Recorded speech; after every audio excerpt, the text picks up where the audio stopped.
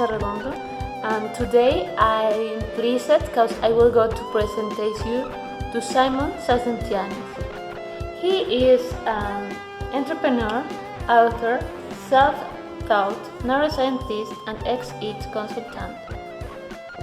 And he is co-founder and CEO of Neucogni. And I would like that he talk us what is Neucogni.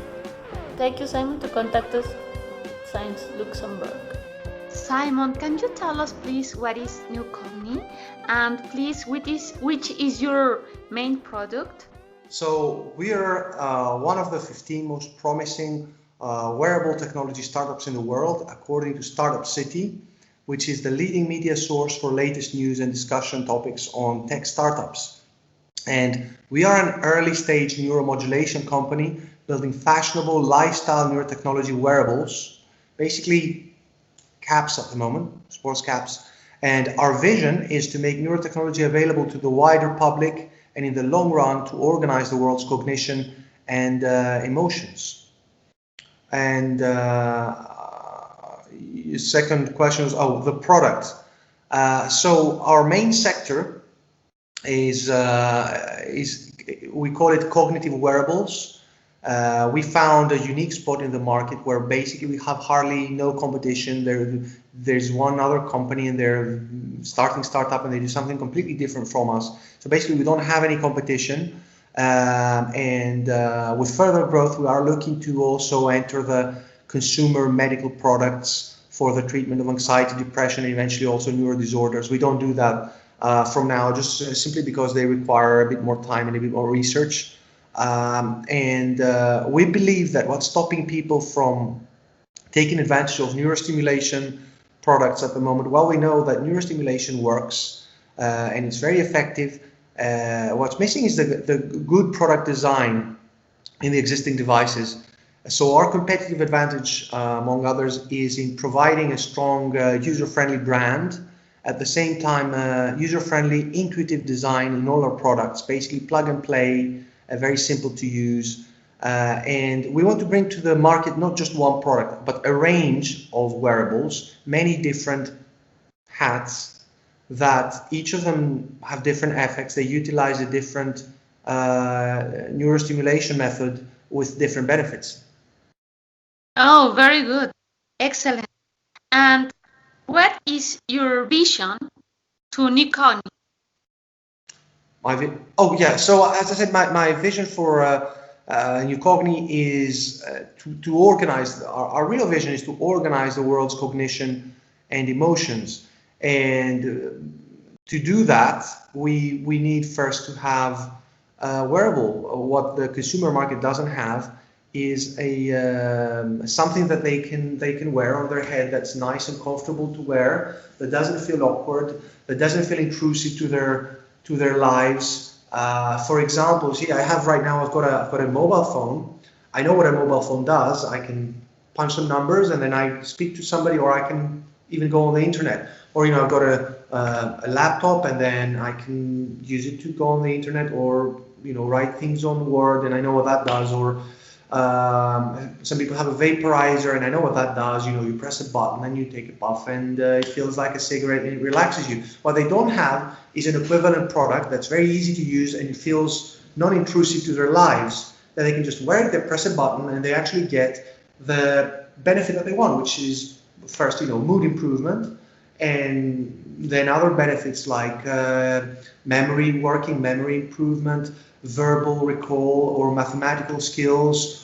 And then, there's a whole range of benefits that neurostimulation gives, such as to stop pains, to stop addictions, bulimia, to stop overeating, to stop alcohol addiction, to stop addiction to drugs, and then stop physical pains. It can do a lot of amazing things, and we can bring all of these to the market. Eventually, we want to bring, different wearables that each of them offers one of these benefits, and they're accessible to everyone. They're accessible even to a 60-year-old lady who's uneducated, and is not a neuroscientist, or is not an engineer, is not Einstein, doesn't have to read long words, doesn't have to know all the jargon, doesn't care about it. They just want to feel better or to improve some, cognitive skill. I like so much that you tell us, please, what is your current stage of development, please? So, so as a company, we found a very unique spot in the market, and there is currently nothing. There isn't very much in the consumer, not much made for consumers in the consumer market. There are some devices being made for hospitals where people can go to a doctor and they can apply them to them, but there isn't very much that everyday people can buy. There are some TDCS devices, as they're called, which are very complex. So we're looking to make a range of products in the long run. What we're doing right now is just our first product, just our entry-level product, and we're at product development stage. Our first product is doing just basic neurostimulation. It also has an app. It's a pretty nice product. It looks very smart to wear outside. It has nice logos, durable. It's something that people can actually wear outside and they don't feel like they're going to look weird or they're going to look like something's going to go wrong. But it's basic neurostimulation that works. It's proven that it's worked for the last 40 years. It has minimal to no side effects. And what we've done is we've tested the circuit. What the mechanism that's inside that we know that works. What we're doing right now is basically we're building the shell. We're basically building the hat and the app, and we're just putting things together. So that might take us to finally have the full product available, might take up to 12 months or so. In the next 6 months, we're going to have the prototype fully developed, and about 12 months, I think, is when people might get a chance to actually buy it. Very good. Some people don't know what it is exactly, the neurostimulation. Can you talk us a little about that, please? Okay, so I have to say I don't like the word neurostimulation at all, because it's very long and it's very complex. Okay, when you first say neurostimulation, what I find is first they kind of get a bit excited and they go, "Oh, that's a long word and that's interesting and that sounds scientific." But then they actually hate you. Secretly, they hate you because they don't want to know what's behind it. It's actually it's a scientific word. Okay, it means we like to instead say we improve cognition and mood. We improve intelligence and mood. Okay, technically, neurostimulation is a method by which you can use current, or you can use magnetism, or you can use chemical substance, and you affect the function of some neurons in the brain in order to achieve psychological or physiological effects. But in simple words, as I said, it's a way to change mood and improve intelligence with a small amount of electricity, like as little as 9 volts. The most surprising thing about neurostimulation, I have to say, is people didn't know it's possible. We've had this ability to change how we feel and how we think with some current for millions of years, and it's just that people didn't know. And that's generally what's the most surprising thing about people. And the second thing is they don't know how to use it. It's not one of those things that people have done before, and that's one of the things that we try to explain, because we're a consumer-focused brand. We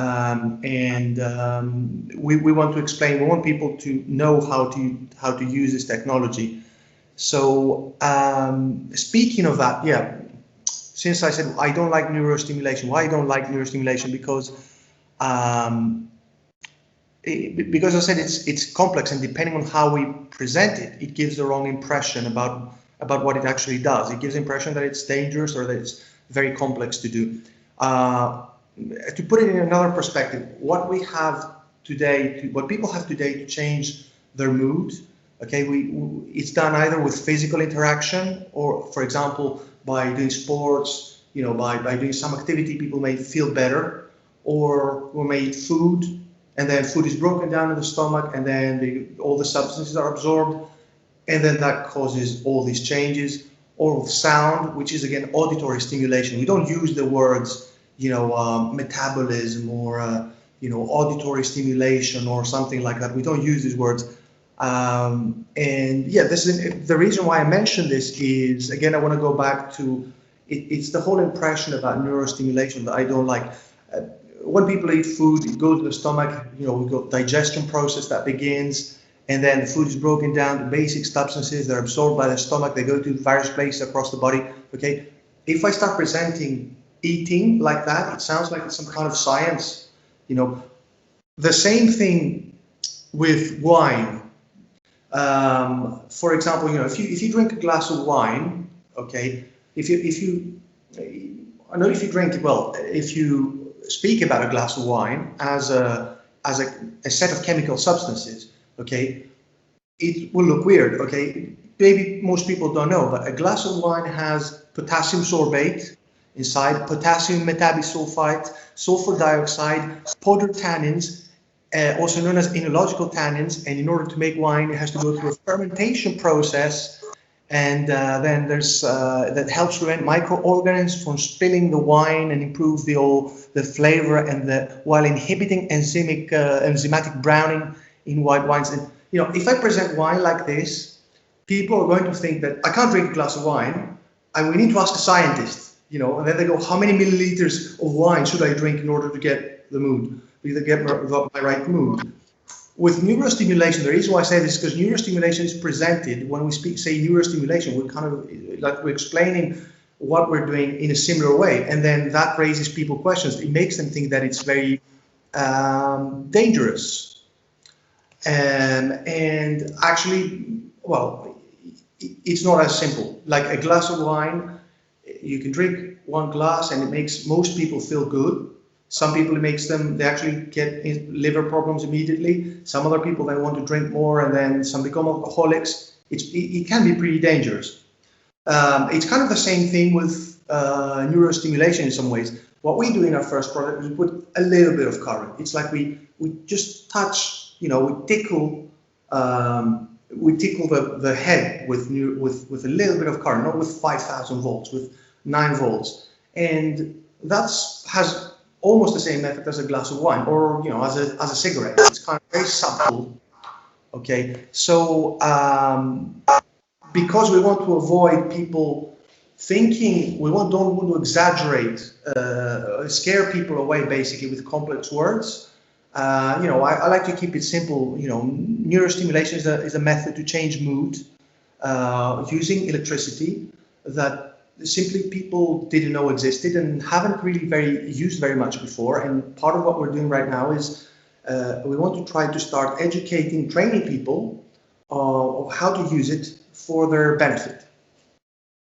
Oh, perfect. I would like also to know which are the risks of Neucogni. Okay, yeah. So yes, I get this question a lot.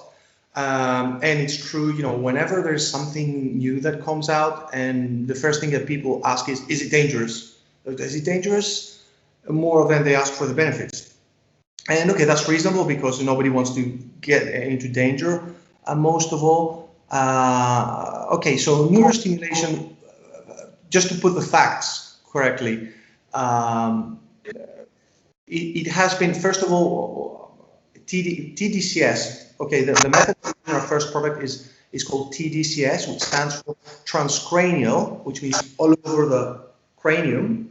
Direct current, as opposed to alternating current, is just how the electricity flows. Stimulation. Okay, and the particular method that we use, okay, just uses 2 electrodes. Okay, you don't actually see them on the product. We don't even speak about electrodes, but I'm just saying technologically that's what it uses. It's very, very simple. And this particular way of doing neurostimulation has been tested for 40 years. For 40 years, for 4 decades, people have been doing that. They've been putting electricity, you know, low intensity current on their head. They've tried it, and it's been found that basically it's safe. It's a cost-efficient method to improve mood.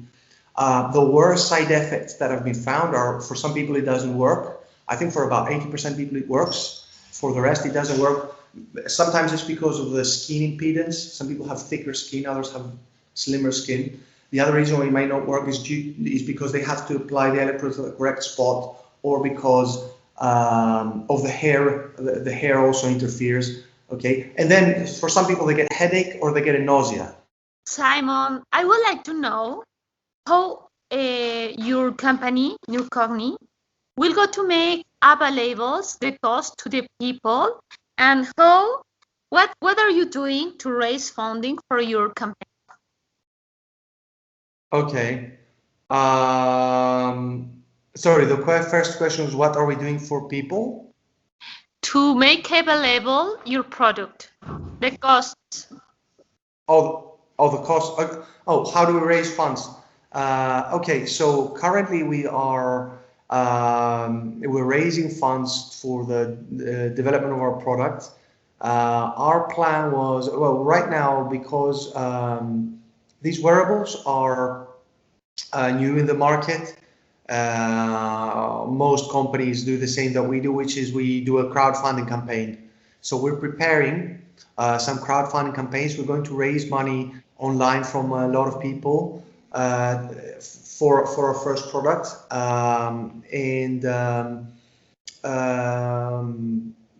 One of the ways we're looking to go into the US. The best market right now for wearables is the US because people are more open-minded.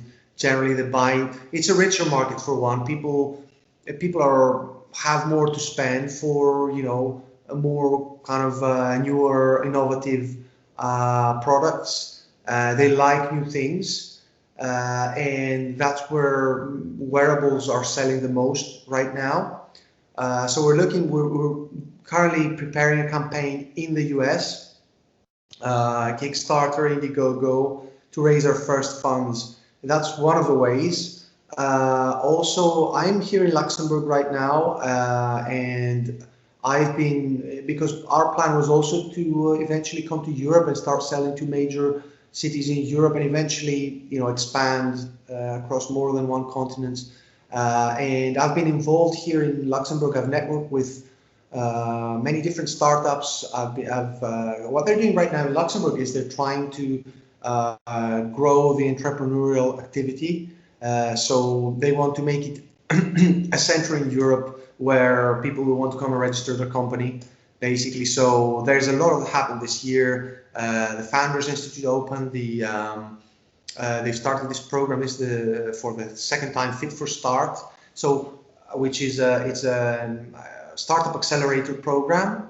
They offer grants. So I was pitching on this 2 weeks ago. I pitched at the program Fit for Start. It was organized by Lux Innovation, which is a governmental organization by the Ministry of Commerce.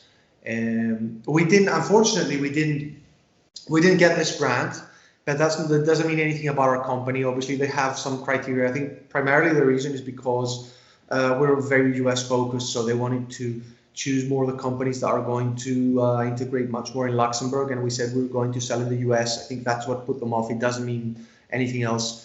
We made it out of 236 startups that applied. We made it to the 65 that were selected, and then I pitched on the 4th of October. And now I'm in touch. I've met a lot of people. Every day I'm attending a lot of meetings here. I'm going to meetups. I'm going to workshops. I'm going to the various startup institutes and meeting people, meeting investors, meeting founders. So I'm connecting here. There's a good chance we might get angel investment from here. That's basically what I'm up to now. So the ways that we raise funds is one is crowdfunding, that we're going to do anyway. And there's a chance we can get some funding here. I have to say, I think our best chances are in the US. Most people say that San Francisco, that's where they really they're more forward with neurostimulation. Yeah, so these are the ways. So by the way, yeah, if we are going to put up our campaign, we're going to advertise our campaign. We're designing it. So if you're watching, please support us. This is going to be one of the.